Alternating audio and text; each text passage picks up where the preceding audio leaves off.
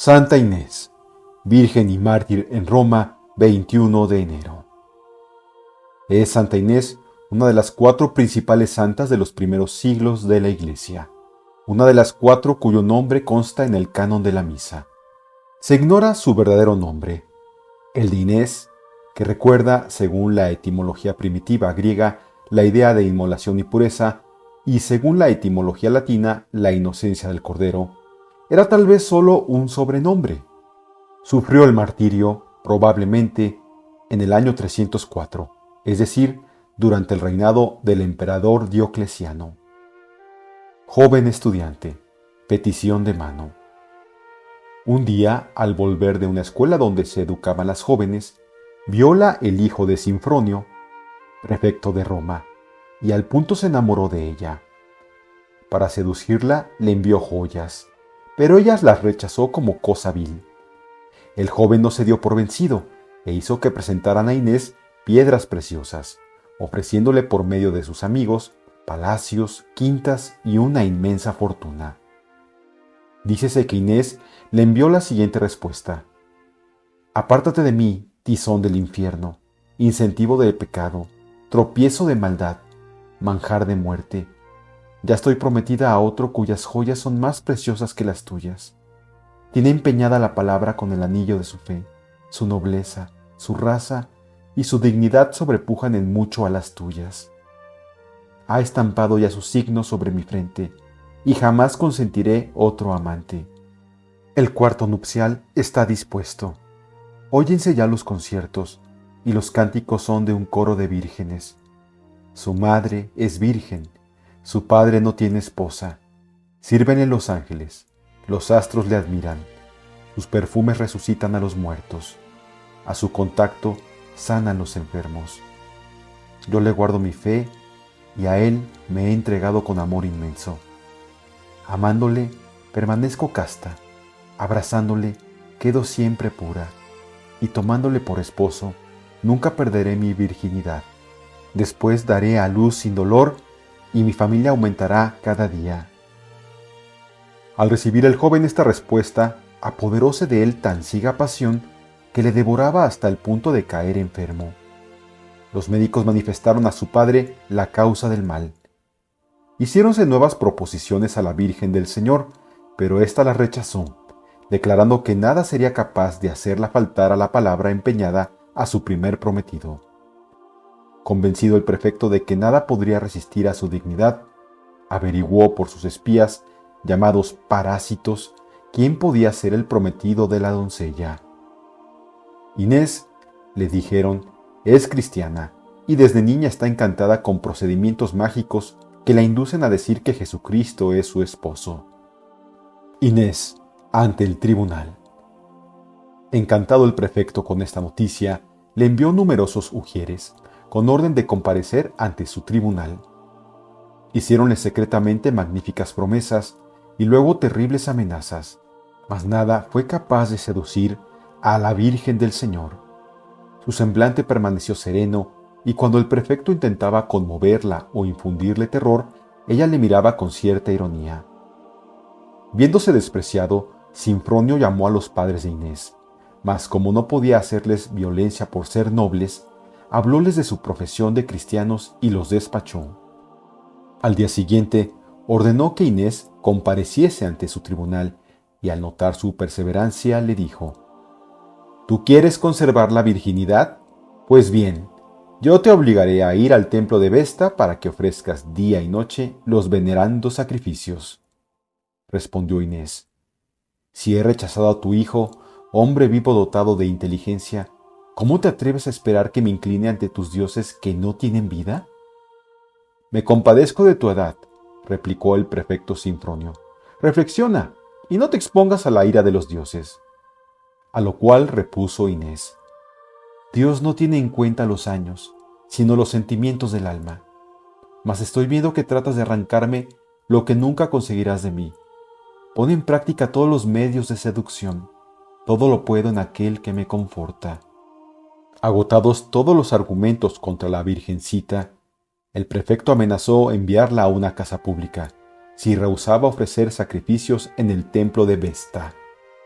Replicóle Inés con entereza: si conocieses a mi Dios, no hablarías de ese modo. Yo conozco el poder de Jesucristo, mi soberano, y me burlo de tus amenazas. No permitirá que ofrezcas sacrificios a tus dioses y sea profanada con ninguna impureza ajena. Además, tengo por guardián de mi cuerpo a un ángel del Señor. El Hijo único de Dios, a quien tú no conoces, es mi baluarte inexpugnable, mi centinela siempre alerta, mi valeroso defensor. Tus dioses de bronce son como vasos, como ollas y calderos. Tus dioses de piedra servirían para ponerlos de guardacantones. La divinidad no habita en piedras inútiles, sino en los cielos. En cuanto a ti y a tus semejantes, si no cambiáis de senda, seréis condenados al mismo castigo. Y así como se echa el metal al fuego para fundir estatuas, del mismo modo seréis condenados al fuego eterno, donde padeceréis eterna confusión.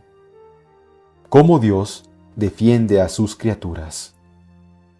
Ejecutó el prefecto su amenaza, dejando a la doncella tan solo una túnica para cubrirse.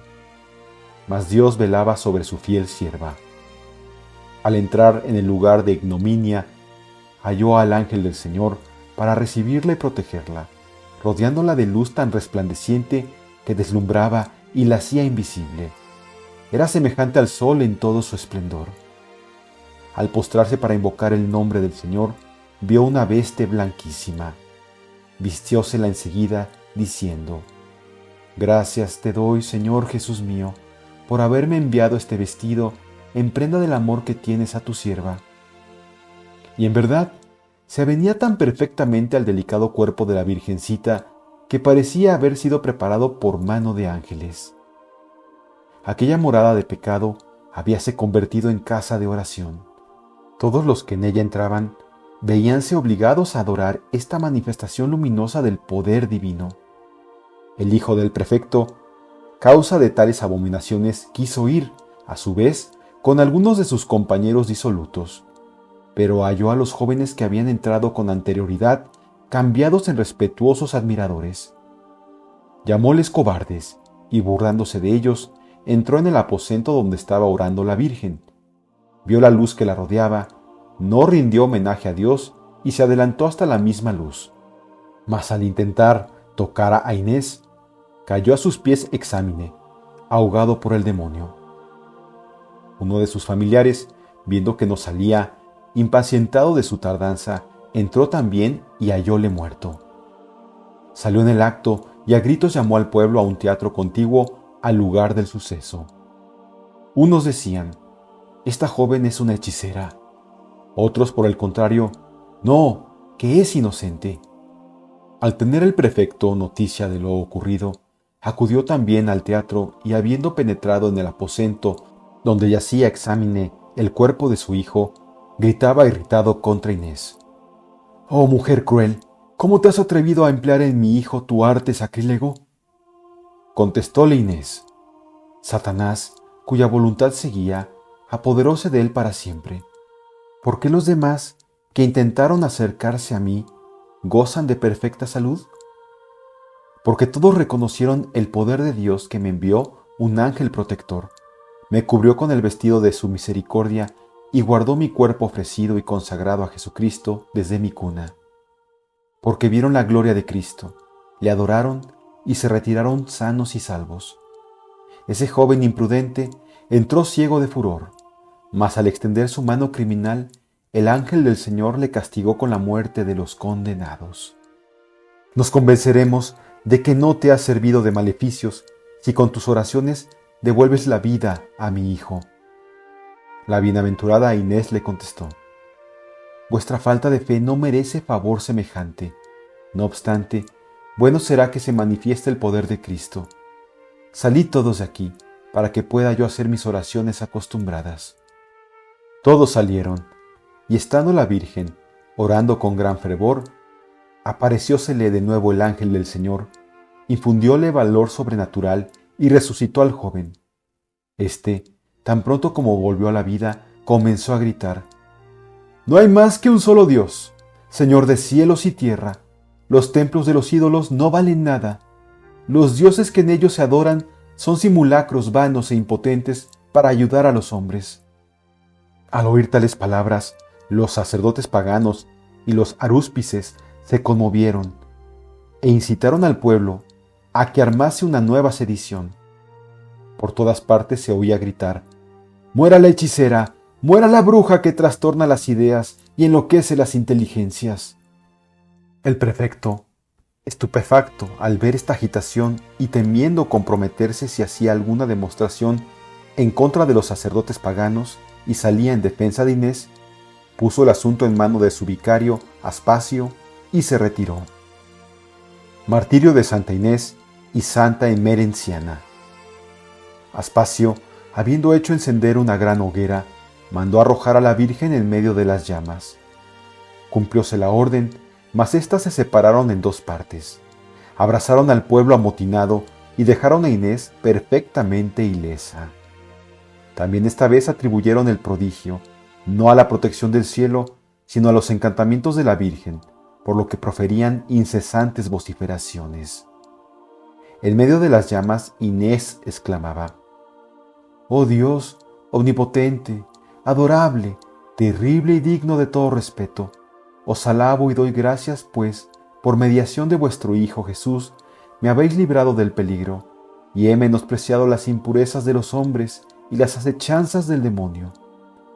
Me habéis enviado por vuestro Espíritu Santo un rocío refrigerante.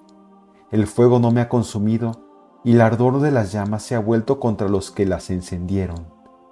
Os bendigo, oh Padre, digno de ser aclamado por todo el mundo, por permitirme llegar con valor hasta vos, a través de estas llamas.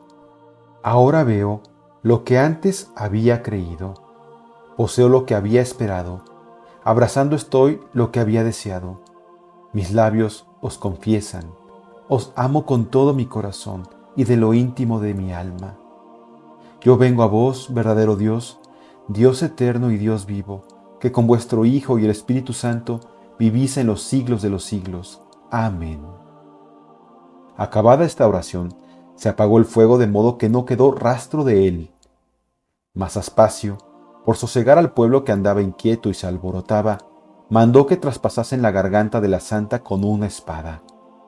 De este modo, Inés fue consagrada a Cristo como esposa y como mártir, con la sangre virginal que por él derramó. Sus padres, sin pesar, antes bien con alegría, transportaron el cuerpo de Inés a su quinta, situada en la vía Nomentana, no lejos de la ciudad. Los acompañó una muchedumbre de cristianos que hubo de aguantar ciertos desmanes de los paganos. La mayor parte de los fieles huyeron al ver que aquellos se acercaban con armas. Algunos fueron heridos a pedradas. No obstante, Emerenciana, hermana de leche de Inés, permaneció impávida a pesar de los golpes.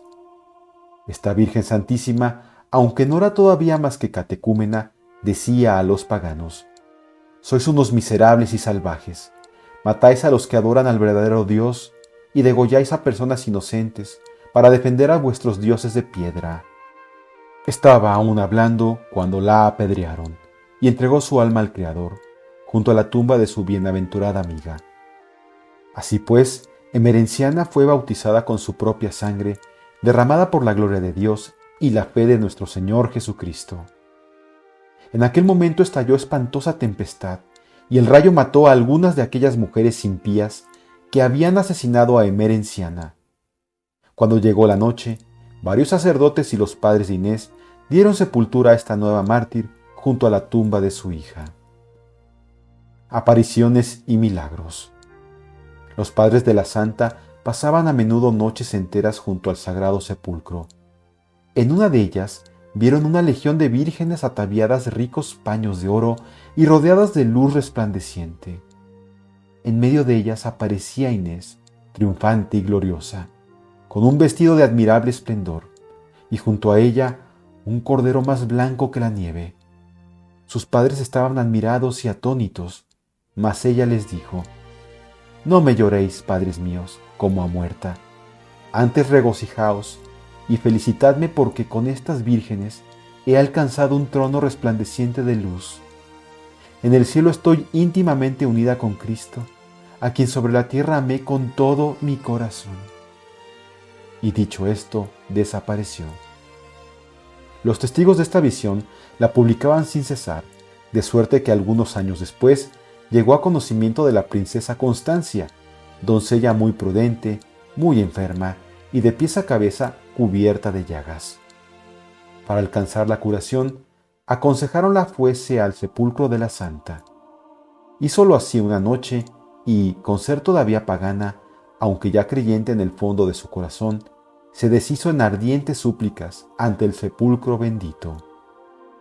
Apoderóse de ella un apacible sueño, durante el cual vio a la Virgen Inés que le decía: Constancia, no te olvides de tu nombre, obra constantemente y cree con fe viva que nuestro Señor Jesucristo, Hijo de Dios, es nuestro Salvador.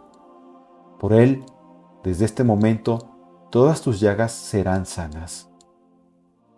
En acabando de decir Santa Inés estas palabras, despertóse Constancia, hallándose tan sana como si nunca hubiera tenido enfermedad. De vuelta al palacio, refirió el prodigio a su padre Constantino Augusto y a sus hermanos los Césares. La alegría fue universal. La impiedad de los paganos quedó confundida. Los cristianos se regocijaron y se fortaleció su fe. A petición de Constancia, el emperador mandó erigir un templo a Santa Inés en el lugar de su sepultura, y ella misma hizo construir en él un sepulcro donde se guardaron las reliquias de la Santa Virgen. La fe de los cristianos afirmaba que los enfermos que acudían al sepulcro de Inés recobraban la salud.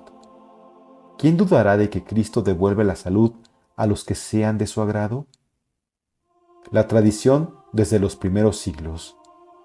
Las principales fuentes primitivas de la historia de Santa Inés son una inscripción en verso, compuesta por el Papa San Dámaso I, 366-384, y grabada en una gran lápida de mármol que se conserva en la Vía Nomentana. Un sermón de San Ambrosio, obispo de Milán, pronunciado por los años de 375, inserto en su colección de la Virginidad, y del cual la Iglesia ha extractado las lecciones del breviario para la fiesta de la Santa. Un himno de la misma época y con verosimilitud del mismo autor, y por último, un discurso que parece muy posterior a la muerte del preclaro obispo, a quien se atribuye también, aunque con menos verosimilitud. Este texto, traducido libremente, es el que hemos dado. El breviario ha conservado varios pasajes del discurso que la santa mártir dirigió a su pretendiente y la oración que hizo en medio de las llamas. Las dos iglesias de Roma.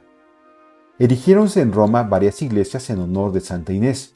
Dos de ellas existen todavía, la una en el lugar, según se cree, de su suplicio, cerca de la Plaza Navona, sitio que ocupó en otro tiempo el redondel del Circo Agonal o Estadio de Domiciano. La otra, extramuros, no lejos de su sepulcro, en la Vía Nomentana. La primera fue reedificada varias veces desde el siglo IV. Es un edificio suntuoso, hermoseado y ampliado en el siglo XVII por el Papa Inocencio X, Panfili, que confirió a su familia el derecho de patronato y la propiedad. El 19 de enero de 1908, Pío X ofreció a esta iglesia, en un hermoso relicario, los huesos del cráneo de Santa Inés, que habían pertenecido varios siglos al tesoro incomparable del Sancta Sanctorum de Letrán. En donde estaba un oratorio con el sepulcro de Santa Inés en la Vía Nomentana, el Papa Honorio I mandó construir en el siglo VII otra iglesia que aún existe, así como el mosaico absidal, que representa al citado pontífice junto a la joven mártir. El cardenal Julián de la Rovere, más tarde el Papa Julio II, mandó levantar un campanario a fines del siglo XV, y Pío X hizo restaurar la abadía inmediata. La iglesia, con título cardenalicio desde Inocencio X, antes adjunto a la iglesia de la Plaza Navona, fue confiada a los canónigos regulares de Letrán. En 1605, encontróse en ella una urna que contenía dos cuerpos que, según se creyó, eran los de las santas Inés y Emerenciana.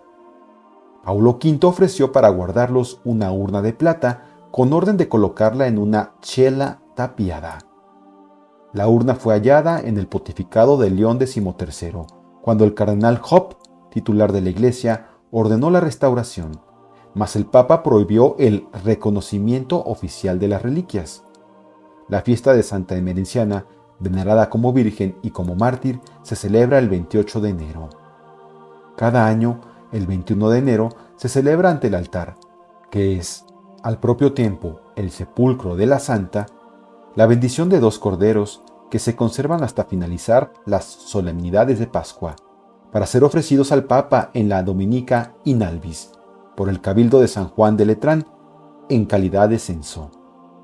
Con su vellón se hacen los palios, insignia de la autoridad pontifical, que el Papa envía a los arzobispos y a algunos obispos como prenda de los poderes que les delega.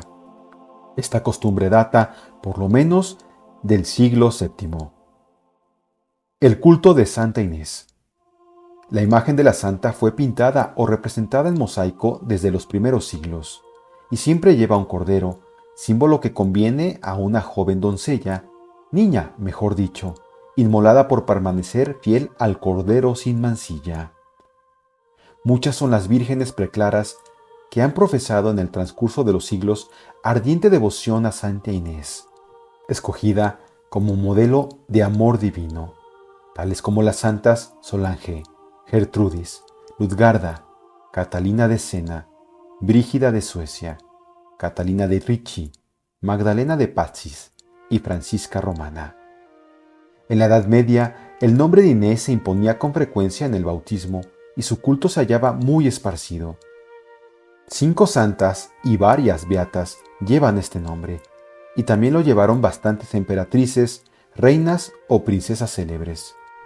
Las doncellas tienen en esta santa un bello ejemplo que imitar, particularmente en estos tiempos tan corrompidos, en que la virtud de la pureza corre grandes riesgos de perderse.